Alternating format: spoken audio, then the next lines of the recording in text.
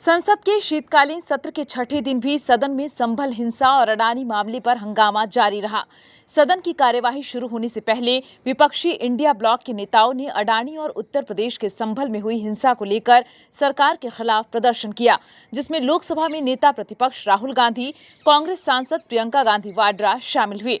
वहीं सदन की कार्यवाही के दौरान भी अडानी मामले को लेकर विपक्ष के नेता राहुल गांधी समेत लोकसभा में लगभग पूरा विपक्ष मंगलवार को कुछ देर के लिए वॉकआउट कर गया। लोकसभा में संभल हिंसा पर बोलते हुए समाजवादी पार्टी के चीफ अखिलेश यादव ने कहा, संभल में जो घटना हुई है वह एक सोची समझी साजिश है।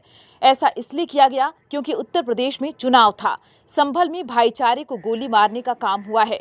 बीजेपी और उसके सहयोगी दल जो पूरे देश में खुदाई की बातें कह रहे हैं, वह देश के भाईचारे को खो देगी।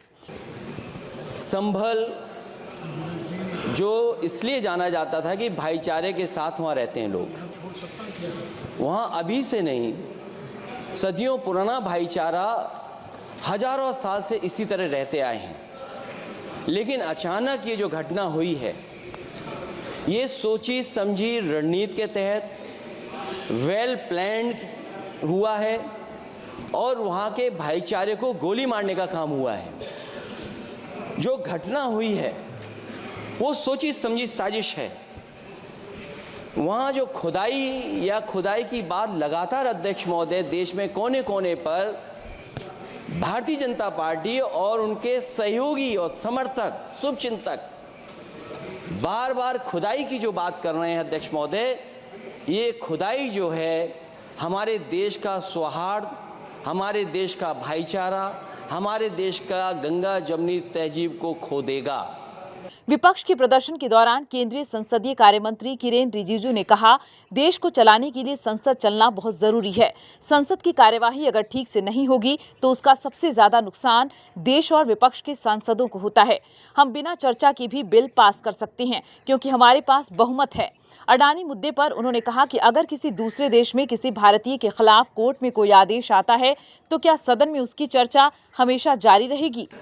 किसी भी बिल में बोलते समय अगर आप बिना सीमा तय किए प्रधानमंत्री जी को आप गाली देंगे और किसी का नाम लेंगे, किसी बिजनेसमैन का नाम चर्चा लेंगे, ये चर्चा का जो स्तर है उसको गिराता है। मैं अनुरोध करता हूं, मैं गौरव जी आपको अनुरोध करता हूं, आप जरूर बोलिए। हम आपका बोलने का अधिकार छीनने के लिए हमारा पास कोई हक नहीं है, लेकिन आप बिल अब तक कोई तरीका है, ये तुम ही बोलते रहो, फिर क्या बात करते हैं? रूल से चलेगा कि नहीं हाउस? ये रूल रेगुलेशन से हाउस चलता है कि नहीं है? तुम जो चाहे मर्जी बोलेगा क्या?